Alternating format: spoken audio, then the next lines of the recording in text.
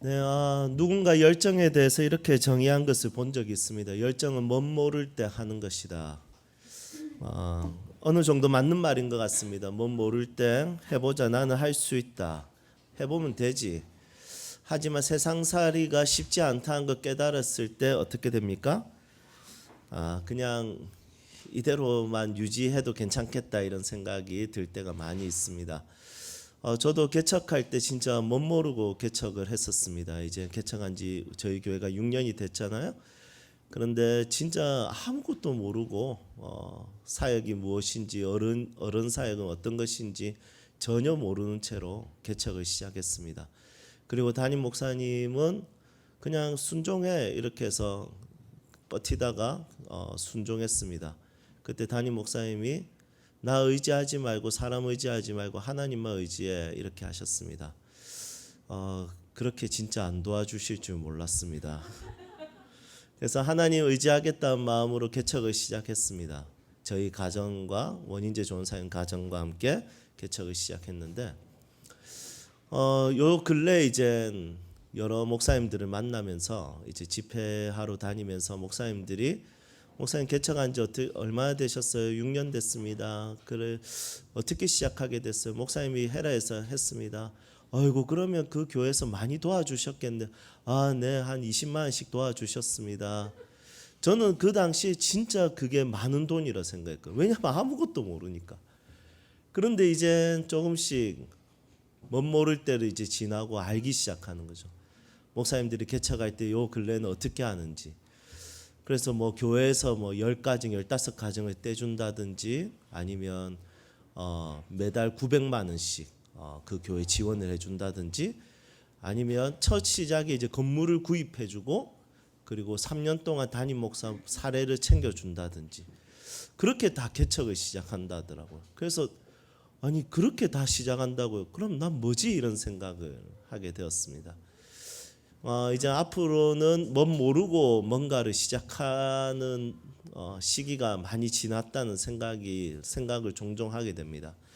하지만 하나님께서 제 마음에 주시는 마음은 뭐냐면 하나님 나라를 위해서면 하나님을 예배하는 것에 대해서는 앞으로도 계속 못 모르고 싶다라는 생각이 듭니다.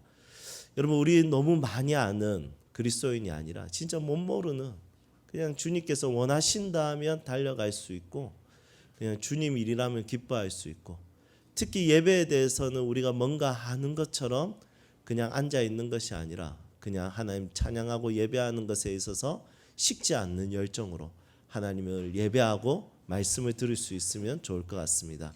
우리 못 모르는 예배자가 되기를 소망합니다. 우리 한번 옆에 있는 사람들과 인사합시다. 못 모르고 삽시다. 이렇게 인사합시다. 네. 오늘 본문 말씀에 나오는 요사밧 왕은 그 유다 지역의 7대 왕입니다. 이스라엘의 남유다. 그러니까 이스라엘이 분열이 됐잖아요. 북이스라엘과 그리고 남유다. 북이스라엘은 나중에 사마리아라고도 부릅니다. 그리고 남유다는 이 남유다 지역은 두 지파만 남게 되는데 어떤 지파만 남습니까? 혹시 기억나세요? 유다 지파와 베냐민 지파 이렇게 남게 됩니다. 그래서 남북으로 이렇게 나눠지게 되는데 남쪽도 북쪽도 좋은 왕이 별로 없습니다. 북쪽은 한 명도 좋은 왕이 없고요. 남쪽은 딱 2명만 좋은 왕이었습니다. 그 중에 한 사람이 누구냐면 바로 이 요사밧 왕입니다. 그래서 요사밧 왕을 살펴보는 것은 참 중요하다 싶습니다. 하지만 요사밧 왕도 북쪽의 아합 왕과 같이 동맹을 맺기 때문에 그것에 대해서 하나님께서 지적은 하지만 결국에는 요사밧은 하나님을 신뢰하고 바라보는 사람으로 이렇게 표현되고 나타나는 것을 보게 됩니다. 오늘 역대하 20장 말씀 우리 전체를 조금 한번 강해해 보려고 합니다. 그래서 시간적으로 조금 촉박하고 여러 가지 조미료들을 섞을 시간이 별로 없을 것 같습니다. 한번 잘 따라서 같이 말씀에 집중했으면 좋겠습니다. 오늘 이 역대하 20장에는 모압과 암몬이 연합해서 이 요사밧 왕이 지도하고 있는 이 유다를 치러 옵니다. 그러니까 이제 연합군이니까 얼마나 불안하겠습니까? 그때 요사밧이 어떻게 하냐면 기도하기 시작합니다. 한번 고민해 볼 필요가 있습니다. 두려운 마음은 긍정적인 마음입니까? 부정적인 마음입니까? 예, 긍정적인 마음이기도 하고 부정적인 마음이기도 합니다. 사실은 성경에서 부정적인 마음으로 굉장히 많이 표현하고 있습니다. 그래서 성경을 따라서 부정적인 마음으로 봐야 될 부분들이 있습니다. 하지만 우리가 가만히 살펴보면 긍정적인 마음도 있습니다. 예를 들면 두려운 마음 때문에 사고를 면할 수 있습니다. 태어난 지 얼마 안 된 아이들은 자동차에 대한 무서움이 없습니다. 차에 대한. 그러니까 어떻게 합니까? 차가 와도 그냥 뛰어 들어갑니다. 그런데 그 아이를 계속해서 가르칩니다. 너 차와 부딪히면 빛의 성 간다. 너 천국에 간다. 이걸 계속 가르치다 보면 아이가 어떻게 됩니까? 나중에 그 차가 두려워지고 그 두려움 때문에 차와의 부딪히는 사고에 면하게 되는 것이죠. 그래서 이 두려움이라는 마음은 이런 긍정적인 요소들을 나타내는 부분들이 분명히 있습니다. 그리고 또 긍정적인 부분이 있죠. 그것은 어떤 부분이냐면 영적인 부분입니다. 이 두려움 때문에 하나님을 찾기 시작하는 것이죠. 요사밧 왕도 두려운 마음으로 인해서 하나님을 찾았습니다. 그리고 기도했습니다. 참 감사한 일이죠. 두려운 마음이 그냥 덜덜 떨 수 있고 두려운 마음에 눌려가지고 아무것도 못할 수 있는 그런 부정적인 마음으로 끝이 날 수도 있는데 이 두려운 마음이 긍정적 마음이 되어서 어떻게 되냐면 이것으로 인해서 하나님을 찾아야 되겠다. 하나님 앞에 기도해야 되겠다라는 의식이 생기고 그 기도하는 자리까지 가게 되는 것입니다. 그래서 인생을 살아가다 보면 내 삶에 나타나는 어떤 나를 두렵게 하는 여러 가지 요소들, 갑자기 가정에 가족들에게 건강의 문제라든지 또 경제적인 문제라든지 또 개인적으로 내 미래에 대한 두려움이라든지 내일에 대한 두려움이라든지 이런 부분은 전부 다 하나님 앞에 기도하게 만드는 좋은 긍정적 요소를 나타내는 것입니다. 두려운 마음 때문에 한 번도 하나님을 찾거나 구해본 적이 없는 사람들은 하나님의 위로를 이해할 수 없습니다. 하나님의 도우심을 이해할 수 없습니다. 하나님의 붙들어 주심을 이해할 수 없습니다. 저도 저희 아버지가 건강체질이잖아요. 그런데 어느 날 폐암에 대한 선고를 받고 수술하는 그 시간, 분명히 수술 시간이 3-4시간이라고 했는데 이게 다른 사람들은 수술방에 들어간 사람들이 다 이제 회복 중이라는데 아버지는 안 뜨는 거예요. 그런데 그때 제가 뭘 할 수 있겠습니까? 그냥 가만히 앉아 있을 수밖에 없는 거죠. 초조한 마음으로 제가 했던 것을 그 자리에서 기도밖에 할 수 있는 것이 없었습니다. 하나님을 찾고 구하고 하나님을 바라보게 하는 것. 목사도 두려운 마음이 생기면 하나님을 찾게 되더라고요. 두려운 마음이 생겨야 그분을 더 붙들게 되더라고요. 여러분들의 삶에 여러 가지 두려운 마음들이 생길 수도 있습니다. 분명히 있을 수 있습니다. 이것은 피할 수가 없습니다. 왜냐하면 사람이 한번 죽는 것은 정해진 것입니다. 나의 부모가 그리고 내 자녀가 그리고 내가 병이든 무엇이든 어떤 어려움이든 사람이 한번 죽는 것은 반드시 정해진 것입니다. 그래서 허무함과 두려움은 사람에게서 멀게 할 수가 없는 것입니다. 하지만 이것 때문에 하나님께 나아갈 수 있게 되는 것이면 그것은 복된 것이고 그것은 기뻐할 만한 것이고 즐거워할 만한 것입니다. 그리고 여호사밧은 어떻게 하냐면 이스라엘 백성들에게 함께 기도하기를 요청했습니다. 좋은 지도자는 어떤 지도자입니까? 심리 상담을 잘해주거나 경제적으로 도움을 주거나 그리고 육체적인 도움을 주는 부분들, 물론 영적 지도자가 잘하는 영역이 맞습니다. 하지만 영적 지도자가 진짜 잘하는 것은 무엇이냐면 다 함께 기도를 요청하는 것이 영적 지도자가 진짜 잘하는 것입니다. 그러면 좋은 팔로워들은 어떤 사람들입니까? 좋은 따르는 사람들은 바로 그 기도에 대한 요청에 있어서 함께 기도하는 것입니다. 그래서 기도에 생명을 걸고 기도하는 자리에 같이 엎드리고 같이 하나님을 바라보는 것이 바로 좋은 따르는 자들입니다. 여호사밧 왕이 이스라엘 백성들에게 이야기했습니다. 함께 기도합시다. 그때 이스라엘 백성들이 기도한다고 그게 이겨지나? 그냥 우리가 빨리 기도할 시간에 다른 거 하지 말고 칼 갈고 그리고 총 준비, 이때 총 없었으면 어쨌든 뭔가 이렇게 전쟁을 준비하고 전략을 세워야지. 기도한다고 되나? 이렇게 생각할 수도 있습니다.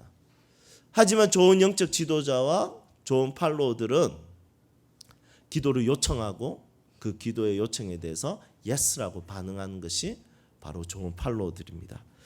우리 교회의 관계가 서로에게 그런 관계가 되기를 소망합니다. 서로에게 기도를 요청할 수 있는 그런 관계가 되기를 소망합니다. 같이 기도해 주세요. 그럴 때 네, 같이 기도하겠습니다. 이렇게 함께 집중해서 기도를 할 수 있는 교회가 되기를 소망합니다. 교회가 분쟁이 생기면 무엇을 하면 제일 좋을까요? 교회가 분쟁이 생기면 그 분쟁을 조절하는 위원회를 만드는 거 참 중요하다 생각합니다. 하지만 그것보다 더 중요한 것은 기도를 요청하는 것입니다. 우리 교회를 위해서 10일 동안 작정 기도합시다 했을 때 그 10일 동안 모든 성도들이 나오면 그 교회는 삽니다. 분쟁이 사라집니다. 그런데 그 분쟁 해결하려고 이것 저것 다 하려고 하면, 아니면 10일 동안 기도를 요청했는데 아무도 안 와. 그러면 그 교회는 그 분쟁이 절대로 끝나지 않습니다. 기도하는 자리에 나오면 하나님이 은혜 주십니다. 마음을 풀어주십니다. 분쟁을 해결해 주십니다. 사람이 아무리 해결하는 것보다 기도하는 사람들로 통해서 하나님께서 일하시면 모든 것이 서서히 풀려지는 것입니다. 저희 교회는 아직까지 10일 작정 기도를 다 같이 모여서 뜨겁게 해본 적이 별로 없습니다. 맞죠? 왜냐하면 분쟁이 있어 본 적이 없었기 때문입니다. 감사하죠? 앞으로 혹시 우리 교회에 서로의 의견이 달라서 분쟁이 일어나면 함께 누군가가 기도를 요청하고 담임 목사가 기도하자, 아니면 우리 운영위에서 기도하자, 아니면 각 부서에서 기도하자 했을 때 온 성도들이 그렇지 기도가 답이지 라고 마음을 모을 수 있는 교회가 되기를 소망합니다. 여러분들의 가정도 그렇게 되기를 소망합니다. 부모가 자녀들에게 기도 요청을 해주시기를 축복합니다. 여러분, 이것은 부끄러운 일이 아닙니다. 그러면 자녀들이 그것을 진지하게 듣습니다. 아빠가 아파, 아빠를 위해서 기도해줘. 아빠 목회하다 보니까 쉽지 않다라는 것을 느껴져. 한결아 기도해줘. 이러면 약간 어설프게 돼요. 예. 그런데 분명히 기도할 겁니다. 여러분, 자녀들에게 종종 기도를 물어보는 부모가 되십시오. 넌 기도 제목이 뭐니? 쓰잘데기 없는 거 이야기할 겁니다. 하지만 그것을 존중해주고 응답은 하나님의 손에 있으니 너도 같이 기도하자, 이렇게 할 수 있으면 좋을 것 같습니다. 우리 가족이 함께 기도하는 모임을 만들자. 그래서 식사할 때 다 같이 기도하고 그리고 같이 대화하고 교제할 수 있는 그런 교회가 되기를, 그런 가정이 되기를 축복합니다. 그래서 이 이스라엘 백성들이 다 같이 기도할 때 하나님의 영이 그 가운데 임해버렸습니다. 그런데 문제는 뭐냐면 모든 사람에게 임한 것이 아니라 그 가운데 레위 지파 사람 야하시엘에게만 그 성령이 임합니다. 그 야하시엘을 통해서 이제부터는 하나님의 메시지가 선포됩니다. 여러분, 이게 하나님의 일하심의 예술적 부분입니다. 하나님의 일하심은 다수를 통해서 일하시는 것이 아니라 하나님의 일하심은 특정된 한 사람을 선택하십니다. 하나님은 선택적 요소로 일하십니다. 이것이 하나님의 놀라운 일하심입니다. 우리 하나님은 민중의 하나님이 아닙니다. 대중의 하나님이 아닙니다. 우리 하나님은 쪽수로 밀어붙이시는 분이 아닙니다. 하나님은 일하실 때 한 사람의 인생과 인격과 재능을 소중히 여기고 가치 있게 여기고 그것을 불일 듯 일으켜서 하나님께서 그것을 통해서 일하시는 분이십니다. 진짜 이 신학을 공부하다 보면 정말 유혹이 많이 일어나는 신학이 하나 있습니다. 그게 뭐냐면 민중신학입니다. 여러분, 저도 공부를 하다 보면 이 민중을 위한 하나님, 이것에 대한 마음이 쏠릴 때가 굉장히 많이 있습니다. 하지만 성경을 묵상하고 읽으면 항상 중재자 한 사람, 항상 단 한 사람, 한 사람에 대한 이야기, 하나님의 선택에 대한 이야기, 그 한 사람에 대해서 그 사람을 일으키고 그 사람의 성령을 부어주시고 그 사람의 재능을 더 돋보이게 하고 그 사람의 인격을 만들어 가시면서 그 사람을 통해서 일하시는 것을 보게 됩니다. 저는 여러분들이 그런 한 사람이 되기를 소망하는 마음으로 이 말씀을 준비했습니다. 저는 이 말씀을 묵상할 때 하나님이 참 구두쇠같이 여겨졌어요. 이왕 성령 줄 바에는 온 회중들에게 다 줘서 다 같이 그 하나님의 메신저로 선포하고 하면 되는데, 그 유치하게 구두쇠같이 그 한 사람 야시엘에게만 주면 너무 아쉽지 않는가? 그렇지만 하나님의 일하심은 사람의 생각과 항상 다릅니다. 하나님은 효율적으로 일하시는 것이 아니라 항상 한 사람을 향한 스포트라이트를 가지고 그 사람을 키우고 그 사람을 만들어 가시고 그 사람에게 성령의 능력을 주셔서 1000명이 할 일을 한 사람이 합니다. 10,000명이 할 일을 한 사람이 합니다. 그 한 사람이 잘하는 것을 통해서 많은 사람이 유익을 얻는 것을 보게 됩니다. 그 특정된 선택된 한 사람, 그 한 사람의 소중함. 여러분, 우리 교회는 누구일까요? 담임 목사의 마음으로는 다수가 되면 좋겠다. 우리 교회는 전부 다 그 한 사람이 되면 좋겠다 싶습니다. 하지만 이것은 각자의 숙제입니다. 여러분들이 하나님의 영을 받고 그분께 쓰임 받을 수 있는 선택된 사람들이 되기를 주님의 이름으로 축복합니다. 자, 그렇다면 야시엘은 어떤 메시지를 전달했을까요? 모압과 암몬의 이 연합군과의 전쟁을 하려면 무기를 준비해라, 전략을 세워라, 골짜기를 준비해서 위에서 돌을 떨어뜨리라, 이런 것을 해야 될 건데, 이 연합군은 어떻게 이 연합군을 맞서는 방법을 뭐라고 이야기하냐면, 이 전쟁은 하나님께 속했으니까 아무것도 하지 마, 이렇게 된 거예요. 아니, 전쟁이 앞에 있는데 어떻게 아무것도 하지 않을 수가 있겠습니까? 이런 뚱땅지 같은 말을 하는 것에 마음이 불편할 수도 있습니다. 그런데 여호사밧은 어떻게 하냐면 진짜 아무것도 안 하고 그 다음날 아침 일찍 일어나서 무엇을 하냐면 하나님 그 전쟁을 준비하는 것을 몇 가지 방식으로 합니다. 첫 번째 준비하는 방식이 뭐냐면 하나님을 향한 믿음입니다. 우리 20절 말씀 함께 볼까요? 역대하 20장 20절. 우리 한 목소리로 읽겠습니다. 함께 읽겠습니다. 이에 백성이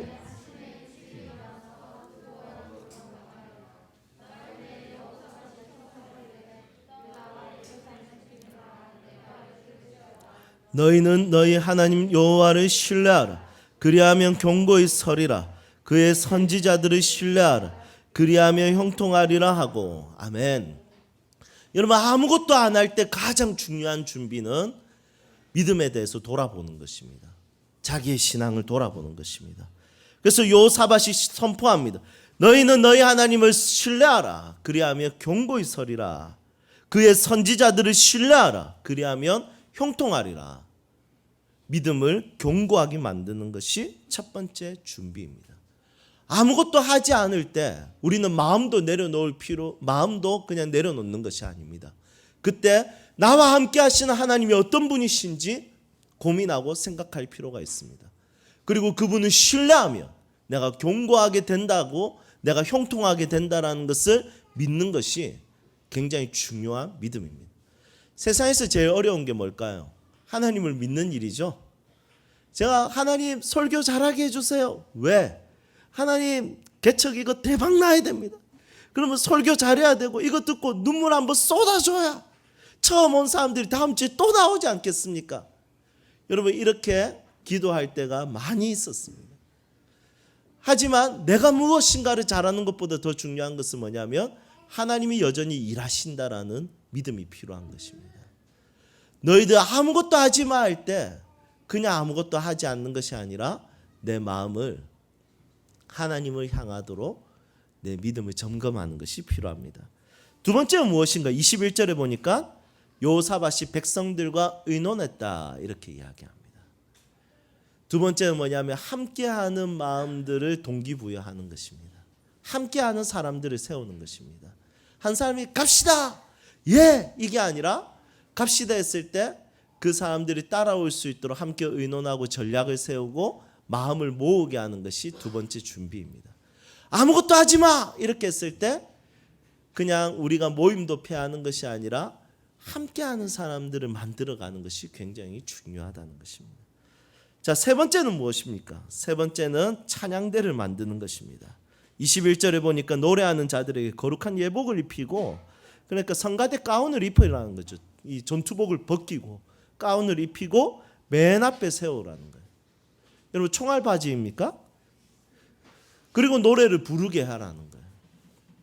이게 진짜 말이 됩니까? 전쟁터에서 맨 앞에는 보병들이 가야 되고, 그 뒤에는 60mm 박격포, 그 뒤에 82mm 박격포, 그리고 전포, 전차포, 이런 것들을 쭉 세워가지고 먼저 탱크로 밀고 보병이 가고 그 다음에 포를 쏘고 이렇게 해야 되는데, 어떻게 하냐? 찬양대를 만들어서 맨 앞에 세우고 그들에게 노래를 하라고 이야기합니다. 가장 중요한 준비는 그분을 예배하고 그분을 찬양하고 그분을 높여 드리는 것입니다. 무엇인가를 준비할 때 하나님을 찬양하고 예배하는 것이 굉장히 중요합니다. 이 세 가지 준비를 마치고 이제 전쟁을 하니까 어떻게 됐습니까? 복병이 일어나서 그들을 쳤습니다. 그리고 그들이 서로 싸우기 시작하고 그들은 전멸했습니다.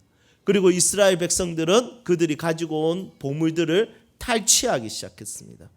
탈취하고 그 지역을 뭐라고 불렀냐면 브라가라고 불렀습니다. 이 브라가의 뜻은 하나님을 송축하다, 이런 뜻입니다. 왜냐하면 그 전쟁에서 이긴 것은 하나님을 송축해서 이겼기 때문입니다. 여러분, 이 본문은 언제 제일 많이 설교할까요? 하나님을 찬양할 때 나타나는 능력에 대해서 설교할 때 가장 많이 선택하는 본문입니다. 찬양이란 무엇입니까? 하나님의 사랑과 그분의 위대하심에 대한 내 개인적인 영적인 반응이 하나님을 향한 찬양입니다. 그런데 그냥 반응하는 것으로 끝이 아니라 우리가 그분을 찬양하며 그분이 일하시고 그분께서 능력을 나타내어 주신다는 것입니다. 제가 모교에서 처음 신앙생활할 때 귀신에 들린 사람들을 만나면 모교에서 이렇게 가르쳐 주셨습니다. 보혈 찬양을 많이 하면 된다, 이렇게 이야기했습니다. 그래서 신앙생활하면서 귀신 들린 사람들 몇 번 만나봤습니다. 되게 무섭더라고요. 진짜 아무것도 모르니까 그냥 보혈 찬양만 그냥 막 불러. 주의 보혈, 눈 감고 막 눈 마주치면 무서우니까 능력이 또 주의 피, 6월절 그 피로 가서 모르면 이렇게 또 보고 너무 무섭더라고. 제가 별의별 경험을 다 했어요. 그랬더니 막 거품을 물고 쓰러지. 그 이제 끝난 줄 알았더니 일어났더니 나간 줄 알았지. 뭐 이런 식으로 이야기. 너무 무서운 경험들. 그리고 어떤 귀신들이 막 보혈 찬양하니까 집이 4층이었는데 그 4층에서 뛰어내려가지고 다리가 다 망가지시. 그 망가진 다리로 한 100m 정도를 뛰어가더라고. 와, 이게 너무 무섭더라고요. 그래서 막 보혈 찬양을 막 정말 열심히 불렀습니다. 성경에 보면 어떤 능력이 나타나는 요소들을 보면 기도의 능력도 있고 말씀의 능력도 있지만 찬양할 때 능력이 나타나는 경우들이 굉장히 많습니다. 다윗이 수금을 켤 때 사울의 두통이 사라졌습니다. 바울과 실라가 빌립보 감옥에 갇혔을 때 하나님을 찬양했습니다. 옥문이 열리고 지진이 났고 놀라운 일들이 일어났습니다. 성경에서는 하나님을 우리가 찬양할 때 그분은 높임을 받으시고 그분께서 우리에게 놀라운 능력으로 일하신다는 것을 보여주십니다. 여러분, 우리가 승리하는 예배자가 되려면 어떻게 해야 되겠습니까? 그분을 찬양하는 예배자가 되면 되는 것입니다. 그분의 속성과 그분의 성품을 높여드리는, 그분을 예배하는 것입니다. 주님의 높고 위대하심을 찬양하는 것입니다. 그분의 놀라운 사랑을 노래하고 자랑하고 선포하는 것입니다. 그러면 그때 하나님께서 놀라운 일들을 행하신다는 것입니다. 저는 우리 교회 모든 성도님들이 찬양하는 사람들이 되었으면 좋겠습니다. 왜냐하면 성경에서는 그런 자들을 향해서 하나님께서 놀라운 능력을 나타내신다고 하셨습니다. 여러분들의 가정에서 찬양을 흥얼거리십시오. 그분을 선포하십시오. 설거지 하시면서 찬양하십시오. 노래하십시오. 심심하지 맨날 유튜브 이상한 거 보지 마시고 그거 찬양하면서 하나님 예배하십시오. 오고 가고 할 때 그분을 높여드릴 수 있는, 그분의 속성에 대해서 배울 수 있는 성경 공부를 배우시고 그리고 그분의 속성을 높여드리십시오. 온 자연 만물을 보면서 재밌다. 그걸로 끝내지 마시고 그 자연을 통해서 하나님을 예배하십시오. 가족들과 함께 하늘을 보고 강을 보고 바다를 보면서 우리 이곳에서 같이 찬양하자. 꼭 선교지 나가야 좋은 경치 보면 기타 한 대 들고 다 같이 찬양. 국내에서 왜 찬양을 안 하는지, 왜 휴가 가면 왜 찬양을 안 하는지 모르겠습니다. 여러분, 그런 하나님을 향한 예배자들이 되었으면 좋겠습니다. 집사님들이 종종 찬양을 듣다가 공감이 되는 찬양이 있으면 종종 저에게 보내주시거든요. 그럴 때 저는 기분이 너무 좋아요. 이분이 가요만 듣는 줄 알았더니 찬양도 듣구나, 이런 생각이. 맨날 미스트롯만 보는 줄 알았는데 이렇게 찬양도 듣구나, 이런 생각을 굉장히 많이 했습니다. 얼마 전에도 한 집사님이 찬양을 보내주셨습니다. 나의 약함은 나의 자랑이요. 이 찬양 링크를 걸어서 보내주셨습니다. 이분이 카톡으로 저에게 이렇게 이야기했습니다. 목사님, 요즘 제게 힘이 되는 찬양입니다. 가사가 은혜가 되어서 나누고 싶어서 톡을 보냅니다. 약하고 아프고 실패하고 가난하고 늘 넘어지고 쓰러지지만 예수의 생명이 내 안에 있음을 고백합니다. 늦은 밤이라 가족 모두 잠이 들었는데 찬양을 들으면서 혼자 성령 충만했네요. 목사님, 이 찬양 나눌 수 있어서 참 좋습니다. 그 찬양 가사가 참 고마운 친구 나의 예수님, 내가 깨지기 쉬운 질그릇과 같으나 때론 낙심해도 포기치 않음은 예수의 생명이 내 안에 있기에 내 삶의 동행자 나의 예수님, 나는 기대가 없는 어린 나귀 같으나 늘 쓰러져도 다시 일어남도 예수의 생명이 내 안에 있기에 나의 약함은 나의 자랑이요, 나의 실패는 나의 간증이요, 나의 아픔은 나의 영광이니 그 부르심 따라 내가 걸어갑니다. 나의 약함은 나의 자랑이요, 나의 실패는 나의 간증이요, 나의 아픔은 나의 영광이니 그 부르심 따라 내가 걸어갑니다. 부를 수 있는 노래가 있는 사람들, 인생의 비련함과 아픔만 노래하는 자들이 아니라, 허무함만 노래하는 자들이 아니라, 떠나간 사랑만 노래하는 자들이 아니라 하나님을 향해서 부를 수 있는 노래를 가진 사람들. 내가 약할 때마다 그분이 나의 자랑이며, 내가 실수할 때마다 그분이 나의 스토리가 되시며, 내가 아플 때마다 그분은 영광이 되시니 나는 그 부르심을 따라 오늘도 걸어가겠습니다. 이것을 노래하는 사람이 삶을 쉽게 포기하겠습니까? 도전하지 못하겠습니까? 이것을 노래하는 사람들이 그냥 자기 한계에 갇혀서 살겠습니까? 절대로 그렇지 않을 겁니다. 하나님의 꿈과 비전과 하나님의 놀라운 사랑을 따라서 여전히 그 길을 걸어가며, 여전히 그분을 향하여 살아가며, 여전히 그분을 앞에서 몸부림치며 살며 승리하는 삶을 살게 될 것입니다. 여러분들이 어떤 노래를 부르는지에 따라서 여러분들의 삶의 여러 부분에 있어서 결정될 것입니다. 승리하는 삶을 살려면 여러분들이 부르는 노래의 가사가 바뀌어야 됩니다.